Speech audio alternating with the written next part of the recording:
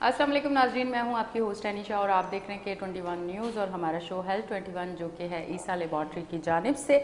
आज का हमारा टॉपिक है पॉलीसिस्टिक ओवरी PCOS और डॉक्टर साहबा हमारे साथ मौजूद हैं। डॉक्टर गौरी MBBS हैं, उनको वेलकम करती हूँ। गायनोकोलॉजिस्ट भी। अस्सलाम वालेकुम। वालेकुम सलाम। मैंने कैसे हैं आप डॉक्टर? शुक्र अल्लाह का, आप कैसे हैं? मैं बिल्कुल ठीक। डॉक्टर साहब, सबसे पहले तो ये PCOS है क्या? मतलब सबसे पहले तो हम नाज़रीन को ये बताना चाहेंगे। पीसीओएस जो है, सबसे पहले मैं आपको बताना चाहूँगी कि पीसीओएस जो है पॉलीसिस्टिक ओवरियन सिंड्रोम है, जो मोस्ट कॉमन जो है आजकल हर एज की जो लड़कियां प्लस में जो मूवमेंट्स है, सबसे आजकल 5 में से 1% 1 जो लड़की है उसमें पाया जा रहा है। मतलब कोई एक स्पेसिफिक एज नहीं है कि वहाँ से स्टार्ट होगा उस एज से? नहीं, ये जो है हमेशा रिप्रोडक्टिव एज के बाद स्टार्ट हो जाए। जैसे फीमेल्स जो स्टार्ट होती हैं, जो है प्यूबर्टी स्टार्ट हो जाती है, उसके बाद जो है टीन गर्ल की लड़कियां जो हैं उसमें आना शुरू हो जाता है।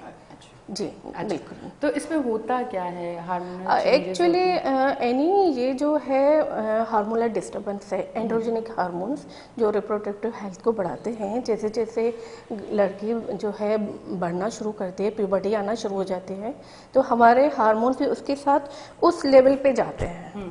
ठीक है, लेकिन आजकल जो हार्मोन इम्बैलेंस के बहुत सी वजूहत हैं। अच्छा।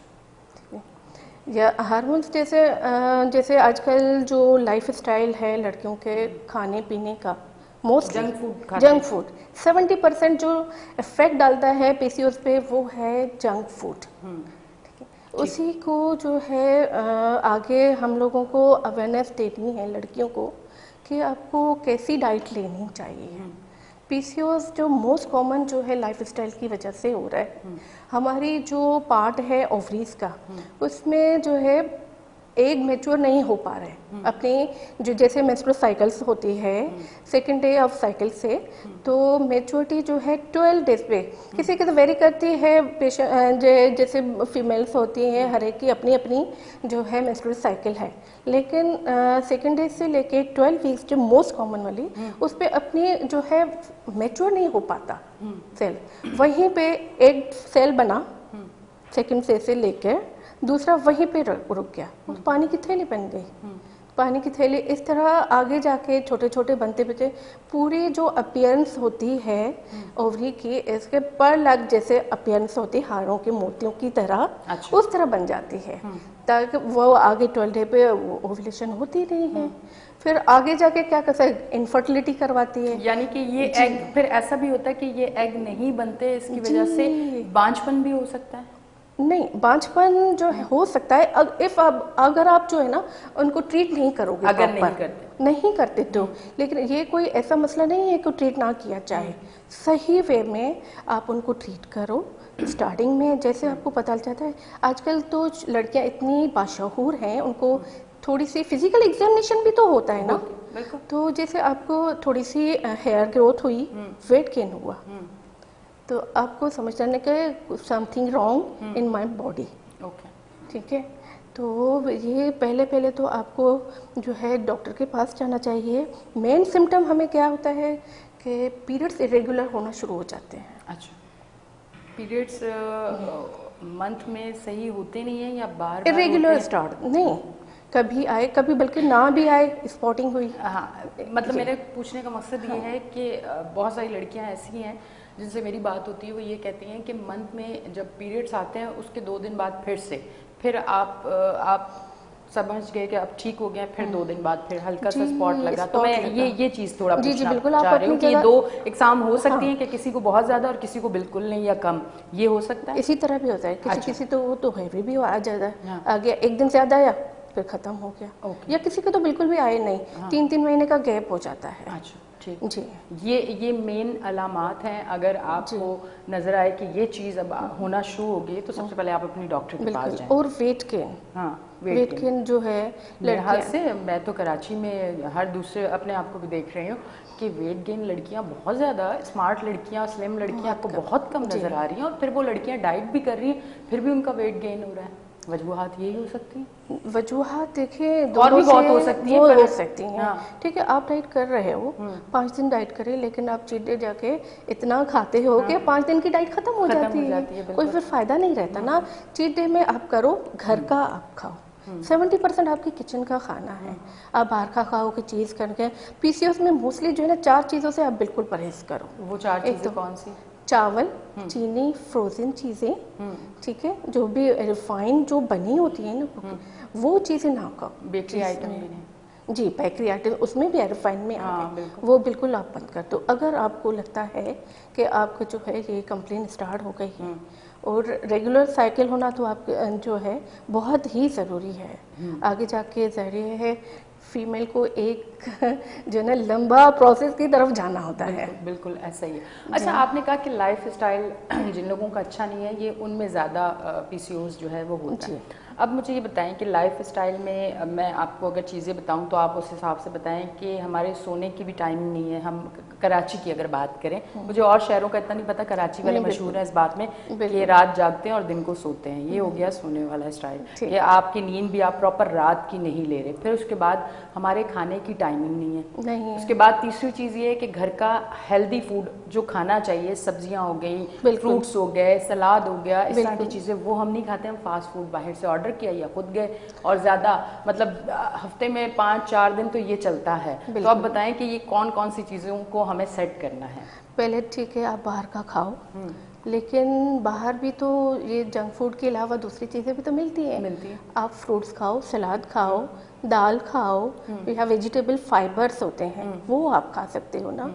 ठीक है, आप करने, और नींद तो बहुत ज़रूरी होती है। लेकिन स्ट्रेसफुल कंडीशंस में भी पीसीओएस के चांसेस होते हैं जब आप जी बिल्कुल। और जो एक्चुअल में पीसीओएस को एज अ डायबिटिक की तरह भी ट्रीट किया जाता है।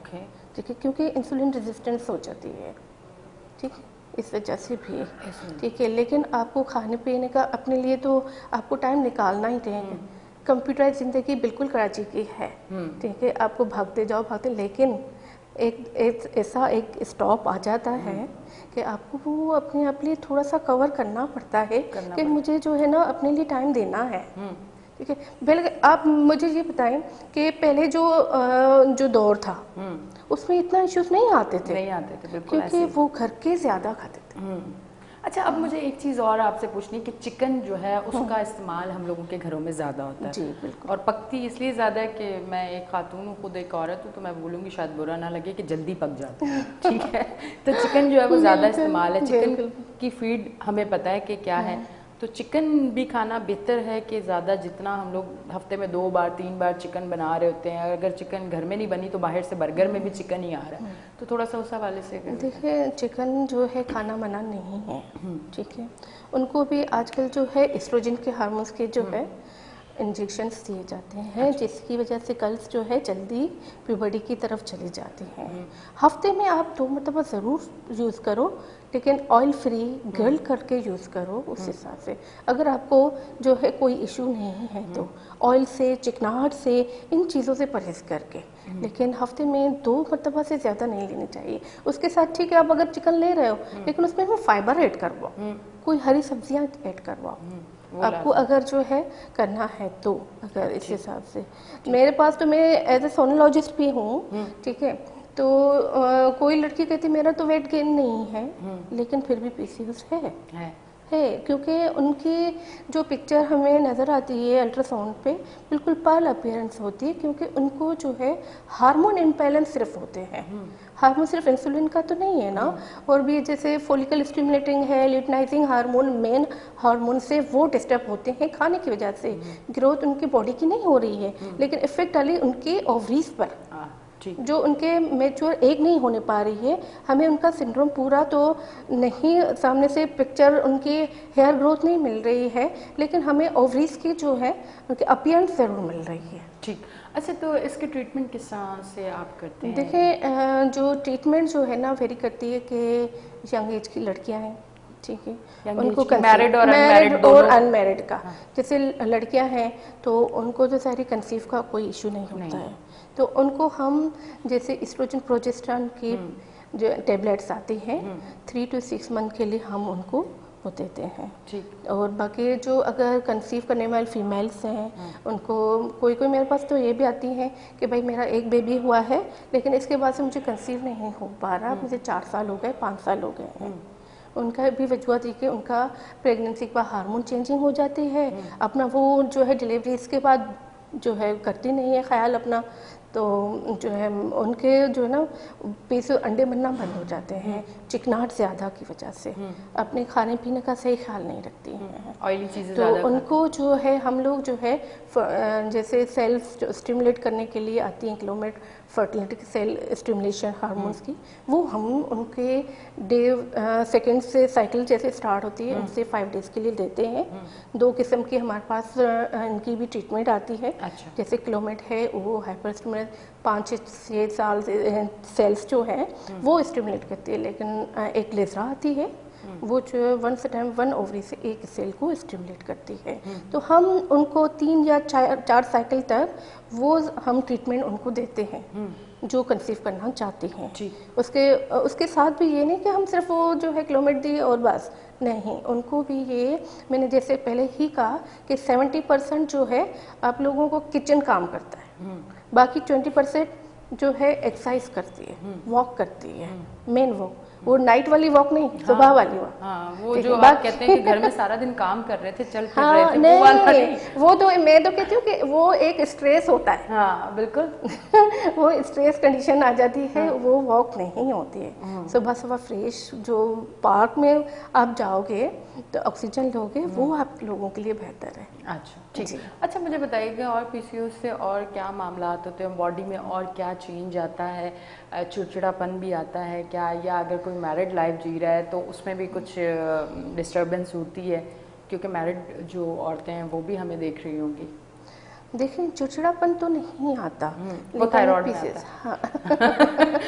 वो है लगता है आप भी डॉक्टर हो। नहीं वो मैं असल में फैमिली में किसी को है, बहुत चिड़चिड़ी हो गई है। नहीं चिड़चिड़ापन नहीं आता है, लेकिन जो एक टेंशन वाली बात तो है ना, कोई कंसीव करना चाह रहा है कि एक ही बेबी के बाद आपका स्टॉप लग जाता है, तो आपका अपना इनमें आपका अपना लाइफ स्टाइल पे ही मैं बार बार इसीलिए कहती हूँ कि लाइफ स्टाइल्स जो चेंज करें, जितना हो सके लाइफ स्टाइल चेंज करेंगे, आपके पूरे मसले जो है ना इस पे 70% आपके कट डाउन हो जाएंगे, कि इससे ही आपका तो कंसीव हो जाता है। मैंने तो ट्रीट भी किया है इसी तरह के। अच्छा। एक पेशेंट उनको 7 ईयर, यकीन करेंगे 7 ईयर जो है ना उनको कंसीव नहीं हो पा रहा था। अच्छा।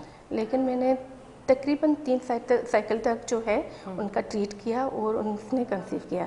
आज उसका बेबी 16 वीक्स का हो गया। माशाल्लाह माशाल्लाह, क्या बात है। और जिनको ये प्रॉब्लम है डॉक्टर साहिबा से ज़रूर कांटेक्ट करें और आप जाएं अपना ट्रीटमेंट करवाएं। बिल्कुल एक औलाद तो वो पूरा करती है ना, जब बच्चा दुनिया में आता है तो माँ बाप ऐसे लगता है कि उनकी ज़िंदगी पूरी हो चुकी है, फिर उनको एक मिशन मिल जाता है कि अब इसकी परवरिश करनी है, इसको बड़ा करना है। तो ये हर इंसान की ख्वाहिश है, चाहे वो मर्द है या औरत है। अच्छा अब आप गायनाकोलॉजिस्ट भी हैं, तो थोड़ा सा अगर उस हवाले से मैं कुछ बात आपसे करना चाहूँ। मुझे बताइएगा कि पीरियड्स लड़की को किस एज में होने चाहिए, क्योंकि अब तो मैं बहुत कम उम्र बच्चियों को मैंने खुद देखा है कि बहुत ही कम उम्र बच्चियाँ, और उनको जब पूछो तो इनको पीरियड्स हो चुके हैं और वो इतनी वीक, इतनी लागर, चेहरे पे कोई रौनक नहीं, डार्क सर्कल, बिल्कुल जहाँ बैठती हैं वहीं बैठी रहती हैं। थोड़ा सा ये बताइएगा, और अगर इतनी जल्दी पीरियड्स हो रहे हैं इसकी भी कुछ वजूहात, कुछ गलतियाँ हम लोगों की हैं जो हम लोग करते हैं। ये देखिए मेन पहले तो हम गर्ल्स को हमेशा 12 जो ईयर होता है ना बेस्ट होता है मिनार्की के लिए। अच्छा। लेकिन आजकल मैंने खुद देखा है 9 ईयर की लड़की भी जवान हो जाती है ऐसे। बिल्कुल। तो उसके लिए भी यही जो है मैंने आपको बताया, चिकन का ज़्यादा यूज़ होना, जंक फूड्स बाहर के खाना, लड़कियां लेट नाइट तक जागना करना, अपना ख्याल नहीं करना, मोबाइल का ज़्यादा से ज़्यादा यूज़ होना, ठीक है, सोते सोते खाना, ये चीज़ें इसका जो है ब्रेन पे बहुत इफेक्ट होता है। हमारा हाइपोथैलेमस जो पिट्यूटरी ग्लैंड होता है उसमें से हमारे हार्मोन्स रिलीज होते हैं। पूरा एक्चुअल में बॉडी जो डिपेंड करती है ना एंड्रोजेनिक हार्मोन्स पे पड़ती है। ब्रेन से स्टिमुलेट हुए, पेंक्रियास से स्टिमुलेट हुए, किडनी से स्टिमुलेट हुए हम, तो इस वजह से हम लेटे लेटे खाएंगे या अब सिर्फ मोबाइल पे होगा, अपने ऊपर ध्यान नहीं होगा। या मदर का भी इसमें बहुत रोल है, ये नहीं कि मैं कहूँगी कि सिर्फ बच्चों के ऊपर ही है, लेकिन मदर का भी बहुत है कि अपने बच्चों को ध्यान दें कि क्या कर रही हैं। और इनमें मैं आपको एक बात बताऊं, पहले की मदर ऐसे नहीं करती थी, पहले की मदर बहुत ध्यान करती। अभी की मदर खुद मोबाइल यूज करती है ना, इसलिए आज हेल्थ के शो पे बड़े ऐसी नहीं, बात भी सच है, मतलब इसमें कोई झूठ नहीं है। आज की मदर जो है वो खुद बड़ी मसरूफ है, वो खुद बहुत ज्यादा। मैं एक खुद मदर हूँ, जो बात है, मेरी बड़ी बेटी 22 ईयर की है, माशाल्लाह, BDS में है, JMDC में। ओके जी, तो उसको भी थोड़ा इशू हो गया है कि PCOS का ना। अच्छा। हाँ, लेकिन मैंने उन पे अब कंट्रोल करना शुरू किया है। एक्चुअली मैं भी खुद बहुत बिजी होती हूँ, क्लिनिक करती हूँ, फिर अल्ट्रासाउंड तनवीर क्लिनिक है जो सदर में, मैं वहाँ पे जाती हूँ। तो मैं भी इस वजह से थोड़ा मैं अपने ऊपर भी लूँगी, क्योंकि बहुत टफ लाइफ है ये। टफ लाइफ है। अच्छा, जिन लोगों की बड़ी मसरूफ एक लाइफ होती है, अगर हमारी भी देखी जाए कि हमारी लाइफ ऐसी है कि नाश्ता भी सुबह अक्सर घर पे नहीं कर पाते, मतलब ज़्यादातर नहीं कर पाते, ऑफिस आके करना पड़ता है क्योंकि टाइम नहीं होता, उठते तैयार होना और रात को निकलना है। दिन का खाना भी आपको घर तो जाके आप नहीं खा सकते, बाहर ही आपको टाइम पे ना भी मिला तो टाइम गुजर गया, बाद में आपने खाया। उसके हवाले से हमें भी ये इश्यूज़ बहुत ज़्यादा होते हैं और उसको हम हैंडल नहीं कर पाते क्योंकि हमारी जॉब इतनी टफ है, हमें बहुत सारी चीज़ों को देखना पड़ता है। तो इस हवाले से तो हम लोगों के लिए भी एक बड़ा चैलेंज है। लेकिन आपको चैलेंज को कबूल करना चाहिए। हाँ। आप सुबह सुबह सवेरे उठो, अपने लिए खुद बनाओ, ठीक है। अगर आपको मदद नहीं कर पा रहे, अपने एक साथी से रोटी बनाओ, हल्का सा अंडा फ्राई कर लो। लेकिन मैं निकलती हूँ घर से, जो आपको मैं अपनी रियलिटी बता रही हूँ, सुबह सुबह मैं अपना लंच बॉक्स जरूर लेकर जाती हूँ, मैं बाहर का नहीं खाती हूँ, ये अच्छी बात। फिर रात को मैं घर जाती हूँ और अपना खाती हूँ। मैं बाहर का बहुत कम खाती हूँ। बाहर का खाना वैसे भी आपको इतना मतलब सेहतमंद नहीं रखता, क्योंकि देखिए कुछ भी है, कितना भी अच्छा रेस्टोरेंट है, बाहर का फूड ऑयल फ्रेश है, ऑयल अच्छा है, आपको क्या पता कि उसमें कौन से ऑयल यूज हो रहे हैं, बिल्कुल ये तो नहीं पता ना। तो मेरे ख्याल से तो आपको ये थोड़ा सा करना पड़ेगा। लेकिन अभी तो आप जो यंग हो, लेकिन आगे जैसे 40+ में आ जाओगे तो थोड़े उसके जो है ना सिम्टम्स आना शुरू हो जाते हैं। ठीक। अच्छा, मुझे बताएं, PCOS का ट्रीटमेंट एक बार करवाया और आप ठीक हो गए, तो उसके साथ साथ क्या आपको कोई मेडिसिन जारी रखनी पड़ती है या नहीं, और ये दोबारा फिर से आपको ये हो सकता है प्रॉब्लम? बिल्कुल हो सकता है, क्यों नहीं हो सकता है। अच्छा। ये आप देखिए, ठीक है, आपका क्लियर सही हो गया, 3 साइकिल सही हो जाती है, चौथे में आपको दोबारा से प्रॉब्लम हो सकती है अगर आप जो है अपने आप को फिट नहीं रखोगे। तो ट्रीटमेंट करवाओ, ठीक है, अच्छी बात है, लेकिन ट्रीटमेंट से पहले अपना लाइफ स्टाइल से चेंज करो। उसके बाद मेडिकेशन में बहुत रेयर जो है ना करना चाहती हूँ कि गर्ल्स के ऊपर मेडिकेशन कम ही जाए, तो लाइफ स्टाइल अपना चेंज करें। उसके बाद अगर रेयर, हाँ, अगर आप छोड़ दोगे तो ये सिर्फ जो है ना, ये नहीं कि हम लोग छोड़ दें कि इसके आगे ना देखें, इसके ना बहुत सारे फिर मेटाबॉलिक डिसऑर्डर्स हो जाते हैं, जैसे शुगर हो गए, इसको जो है ना फॉलोअप करना बहुत ज़रूरी होता है, वरना फिर डायबिटिक पेशेंट हो सकते हैं। बिल्कुल हो सकते हो, हार्ट पे इफेक्ट आ सकता है, ब्लड प्रेशर भी हो सकता है। तो इसको फॉलोअप करना बहुत ज़रूरी है 6 महीने 8 महीने से। लेकिन आजकल तो देखिए जो है यंग यूथ है जो भी, वो कहती है कि जो 6 मंथ में अपने आप टेस्ट करवाते रहो, लेकिन ठीक है आपके रेगुलर हो जाते हैं 6 महीने तक, लेकिन अगर भी तो आपको चेक करवाना है ना। अच्छा, PCOS के लिए कौन सा कोई स्पेसिफिक कोई टेस्ट होता है, किस तरह से उसको डायग्नोज करते हैं कि आया ये आपको प्रॉब्लम हो चुकी है? देखिए, रिप्रोडक्टिव जो टेस्ट होते हैं ना मेन, वो आते हैं हमारे एंटीरियर पिट्यूटरी, जो इट्स ग्लैंड ऑफ हाइपोथैलेमस, तो वहाँ से फॉलिकल स्टिमुलेटिंग हार्मोन होता है, ल्यूटिनाइजिंग हार्मोन होता है, और टेस्टोस्टेरोन जो टेस्टोस्टेरोन एंड्रोजेनिक हार्मोन होता है। ये फीमेल और मेल में दोनों में इनिशिएट होता है। तो टेस्टोस्टेरोन जो मेल में ज़्यादा होता है, ठीक है, तो हमारे में कम क्वांटिटी में होता है। जब ये इश्यूज हो जाते हैं तो इम्बैलेंस होना शुरू हो जाते हैं, ठीक, तो टेस्टोस्टेरोन हार्मोन वो भी इंक्रीज हो जाता है। उधर से इंसुलिन जो हमारा पेंक्रियास अपना स्टिमुलेट कर रहा है, लेकिन उनको रेजिस्टेंस इतना हो जाता है कि वो एंट्री नहीं करने देता, सेल में अंदर नहीं जा, लड़की ओबेस हो जाती है, ठीक है। तो इस वजह से ये जो है ना मोस्ट जो है और करवाने चाहिए हमें सेकेंड डे ऑफ साइकिल पे। अच्छा जी, साइकिल मोस्ट इम्पोर्टेंट होती है। साइकिल भी सेकंड पे हुए, क्योंकि फॉलिकल्स जो बनना शुरू होते हैं सेकंड डे ऑफ साइकिल से ही स्टार्ट होते हैं। इफेक्ट जो हमारा पिट्यूटरी हार्मोन्स के होते हैं सेकंड डे से स्टार्ट हो जाते हैं कि आप अपना काम चलना शुरू कर दो ताकि अपनी मैच्योरिटीज पे आके पहुंचो। लेकिन हार्मोन इम्बैलेंस की वजह से अपना जो है वो काम नहीं कर पाते। तो हमें ये टेस्ट ज़रूर करने हैं, प्रोलैक्टिन कराना है, वो भी डिस्टर्बेंस हो जाती है। और मैंने आपको बताया जैसे कि पूरी बॉडी जो डिपेंड करती है, एंड्रोजेनिक हार्मोन पूरे बॉडीज़ के हार्मोन्स पे डिपेंड करती है। एक आपका अगर फॉलिकल स्टिमुलेटिंग हार्मोन डिस्टर्ब हुआ तो दूसरा पूरी बॉडी जो है डिस्टर्बेंस हो जाती है। अच्छा, एक सवाल मैं आपसे करना चाहूँगी कि हमेशा जब भी पीसीओएस की बात हुई तो वो लड़कियों की औरतों से जोड़ दिया गया, क्या ये मर्दों को नहीं होता? मर्द हजरात में ये नहीं पाया जाता? क्योंकि मैंने हमेशा जब इस टॉपिक को देखा है तो औरतों के हवाले से मैं इसलिए अवेयरनेस के लिए पूछ रही हूँ ताकि हमें जो लोग देख रहे हैं, क्योंकि आप दूसरी कोई भी बीमारी उठा के देख लें, आप ब्लड प्रेशर देख लें तो वो मर्द को भी होती है, औरत को भी होती है, डायबिटिक पेशेंट मर्द भी होता है, औरत भी होता है, कैंसर मर्द को भी होता है, औरत को भी होता है, किडनी, हर एक चीज़। पर इस बीमारी को मैंने जब भी इस टॉपिक को देखा है तो फिर हम डिस्कस औरत को ही करते हैं। तो थोड़ा सा मैं इस हवाले से पूछना चाहूँगी आज के हमारे देखने वालों को भी आज इस चीज़ का पता चले। देखिए, जैसे मैंने बताया हार्मोन्स तो दोनों में ही होते हैं, ठीक है। बिल्कुल।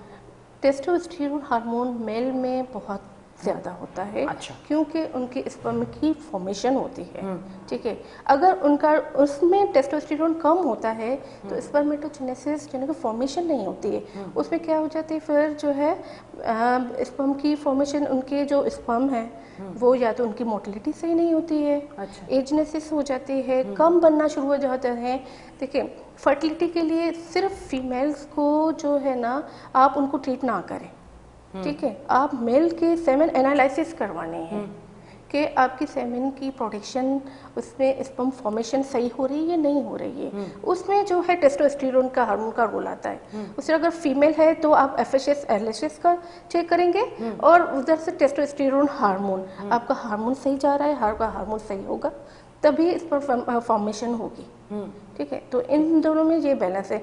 लड़की तो देखे माँ के पेट में ही होती है तो उनकी ओवरीज भी बनी होती हैं, ठीक है। उसी में मियोसिस स्टार्ट, फर्स्ट स्टेज वहीं पर ही क्रॉस करती है, माइटोसिस जाके आगे जब वो प्यूबर्टी पे आती है और पहले से ही उसकी ओवुलेशन होती रहती है जिसमें उनके ओवम वगैरह रिलीज होना शुरू हो जाती है।